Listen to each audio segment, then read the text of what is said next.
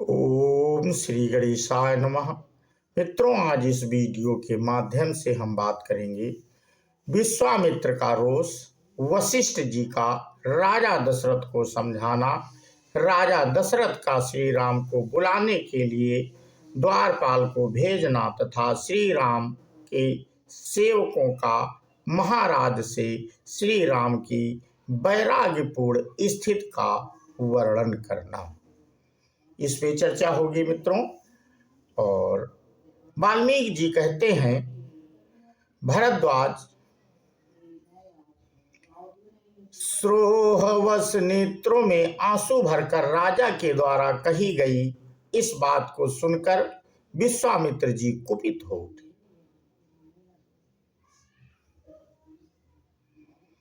और उन भूपाल से इस प्रकार बोले, राजन, मैं आपकी मांग पूरी करूंगा, ऐसी प्रतिज्ञा करके आप उसे तोड़ रहे हैं। इसका मतलब यह हुआ कि आप सिंह होकर अब सियार बनना चाहते हैं। रघुवंशियों के लिए यह व्यवहार अनुचित है। इससे तो इस कुल की मर्यादा ही उलट जाएगी।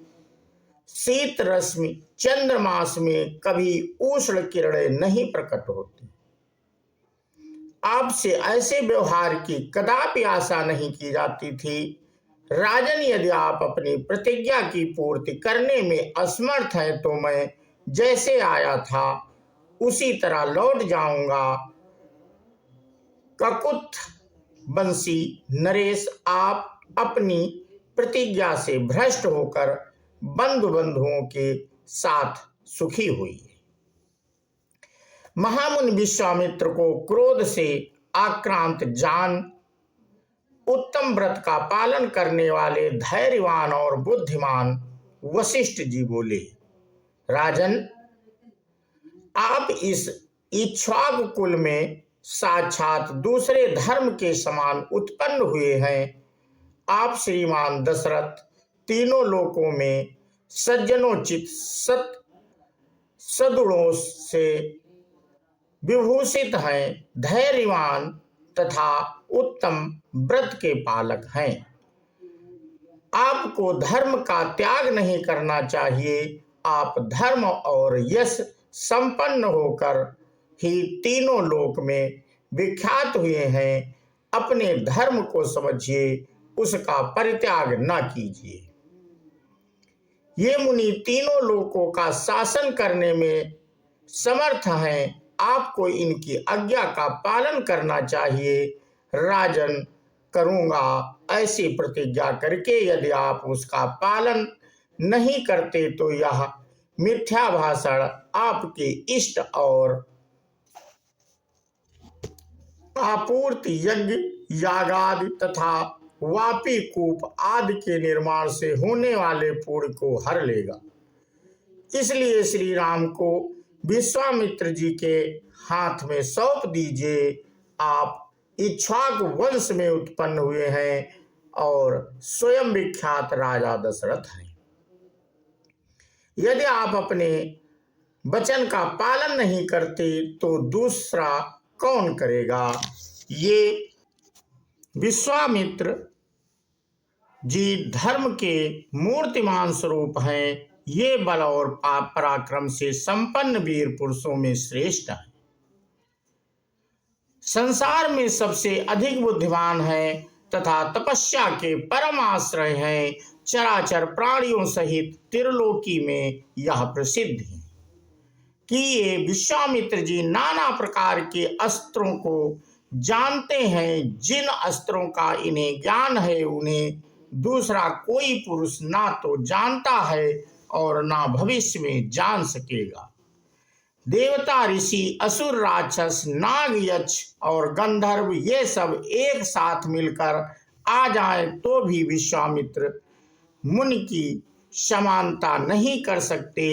जिन दिनों ये विश्वामित्र जी राज्य करते थे उन दिनों इन्हें इनकी तपस्या से संतुष्ट हुए रुद्रदेव ने कुशा श्रद्धा उत्पन्न किए गए अस्त्रों का दान किया था वे अस्त्र दूसरों के लिए अत्यंत दुर्जय हैं।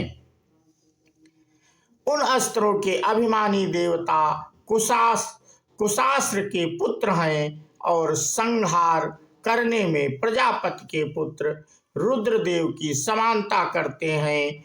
उन कांतिमान महातेजस्वी और बल विक्रमशाली अस्त्र देवताओं ने सदा इनके अनुसरण किया है, क्योंकि इन्होंने अपनी तपस्या के प्रभाव से उन्हें सदा के लिए बस में कर लिया है। ये विश्वविख्यात महातेजस्वी विश्वामित्र ऐसे महान शक्तिशाली हैं। साधु स्वभाव वाले नरेश, ये जिस पुरुष के समीप खड़े हो वह मृत्यु आ जाने पर भी अमरत्व को ही प्राप्त होगा। अतः आप मूढ़ मनुष्य की भांति अपने मन में दीनता को स्थान न दीजिए। भरद्वाज, जब वह वशिष्ठ जी ऐसी बातें कहकर समझाने लगे तब राजा दशरथ का चित्त प्रसन्न हो गया और उन्होंने अपने पुत्र श्री राम तथा लक्ष्मण को बुलाने के लिए द्वारपालकों को पुकारा। प्रतिहार, तुम सत्य पराक्रमी महाबाहु श्री राम और लक्ष्मण को विश्वामित्र के पूर्ण में यज्ञ की निर्विघ्न सिद्धि के लिए शीघ्र यहाँ बुला ले आओ। महाराज के इस प्रकार आज्ञा देने पर द्वारपाल अंतःपुर के श्री राम मंदिर में गया और 2 ही घड़ी में वहां से लौटकर उन भूपाल से बोला, देव, अपने बाहुबल से समस्त शत्रु दल का दर्प दलन करने वाले महाराज जैसे भ्रमर रात को कमल में बंद होकर उदास बैठा रहता है, उसी प्रकार श्री रामचंद्र जी भी अपने भवन में अनमने होकर बैठे हुए हैं। द्वारपाल के या कहने पर उसके साथ आए हुए श्री राम के समस्त सेवकों को महाराज ने आश्वासन दिया और क्रमशः उनका समाचार पूछा। राम कैसे हैं? उनकी ऐसी अवस्था कैसे हो गई? भूपाल के इस तरह पूछने पर श्री राम के सेवकों ने दुखी होकर उनसे कहा, देव, आपके पुत्र श्री राम का शरीर अत्यंत क्रश हो गया है। उनके खेद से हम लोग भी इतने खिन्न हो गए हैं कि हम लोगों का शरीर भी गलकर छड़ी के समान पतला हो गया है और हम किसी तरह इसे ढोए जा रहे हैं। कमल नयन श्री राम जब से ब्राह्मणों के साथ तीर्थ यात्रा से लौट कर आए हैं तभी से उनका मन बहुत उदास रहता है। जो वस्तु उपयोग में लाने के योग्य, स्वादिष्ट, सुंदर और मनोहर है, उसी से वे इस तरह खिन्न हो उठते हैं मानो उनके नेत्रों में आंसू भर आए हों। भोजन, शैया, सवारी, विलास, स्नान, आसन आदि उत्तम कार्य या वस्तु के प्रस्तुत होने पर भी वे उनका अभिनंदन नहीं करते। उसकी ओर से विरक्त हो जाते हैं। संपत्ति से, विपत्ति से, घर से अथवा विभिन्न चेष्टाओं से क्या होने जाने वाला है, क्योंकि सब कुछ मिथ्या है, यह कहकर वे चुप हो जाते हैं और अकेले बैठे रहते हैं। परिहास होने पर प्रसन्न नहीं होते। भोगों में उनकी आसक्ति नहीं है, किसी प्रकार के कार्यों में उनकी प्रवृत्ति नहीं होती। वे सदा मौन भाव ही अवलंबन किए रहते हैं। एकांत में विभिन्न दिशाओं में, नदियों के तटों पर, जंगल में तथा गहन वनों में उन्हें सुख मिलता है।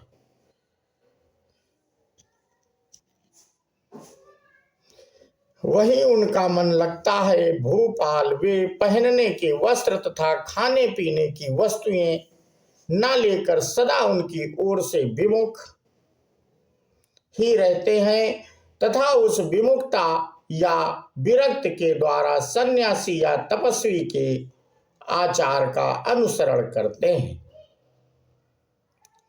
जनेश्वर श्री रामचंद्र जी निर्जन स्थान में अकेले ही रहकर कभी न कभी हंसते हैं, न गाते हैं और न रोते हैं, तथा पद्मासन लगाए शून्य चित्त संकल्प रहित हो केवल बैठे रहते हैं। ना किसी से बात का अभिमान करते हैं, ना राजा होने की अभिलाषा रखते हैं, ना सुख प्राप्त होने पर प्रसन्न होते हैं और ना दुख मिलने पर विषाद ही करते हैं। हम नहीं समझ पाते कि वे वहां जाते हैं, क्या करते हैं, क्या चाहते हैं, किसका ध्यान करते हैं, कहाँ आते हैं और किस तरह किसका अनुसरण करते हैं। वे प्रतिदिन दुबले हो रहे हैं, रोज रोज पीले पड़ते चले जा रहे हैं और नित्य प्रति उनका वैराग्य बढ़ता ही जाता है। राजन, सदा श्री रामचंद्र जी का अनुसरण करने वाले ये शत्रुघ्न और लक्ष्मण जी भी उन्हीं के समान दुर्बल होते जा रहे हैं। श्री राम अपने पास रहने वाले स्वजनों मित्रों को यह उपदेश देते हैं कि ये भोग ऊपर से मनोरम दिखाई देते हैं, वास्तव में नश्वर है।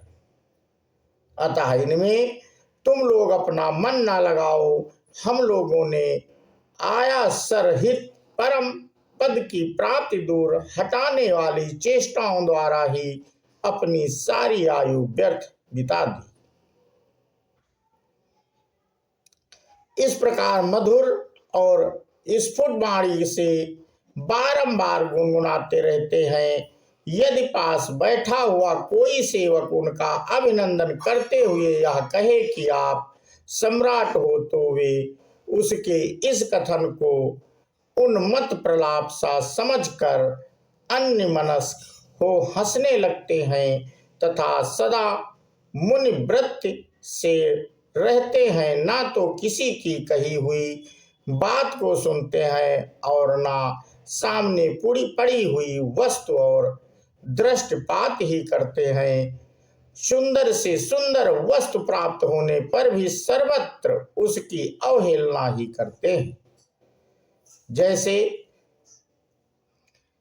मेघ द्वारा बरसाए गए जल की धाराएं किसी बड़े भारी दुर्भेद पत्थर का भेदन नहीं कर सकती, उसी प्रकार कामदेव के बाण कांतिमती वनिताओं के बीच में रहते हुए भी श्री रामचंद्र जी के मन भेदन नहीं कर सकते। धन आपत्तियों का एकमात्र स्थान है, तू इसकी इच्छा क्यों नहीं करता। श्री रामचंद्र जी सबको ऐसी शिक्षा देते हैं और अपना सारा धन उसकी इच्छा रखने वाले दीन याचकों को बांट देते हैं। यह आपत्ति है, यह संपत्ति है, इस प्रकार की कल्पनाओं के रूप में केवल मन का मोह अज्ञान ही प्रकट होता है। इस तरह के श्लोकों का वे सदा गान किया करते हैं।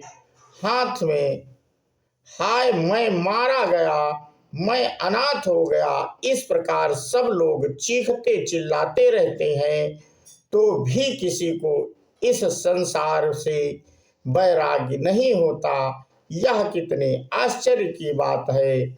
श्री राम प्रायः ऐसी ही बातें करते रहते हैं।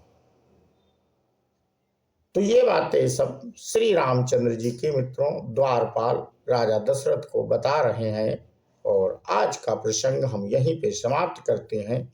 इसके आगे की कथा हम अपने अगले वीडियो के माध्यम से साझा करेंगे। बोलो सियावर रामचंद्र की जय, हनुमान जी की जय।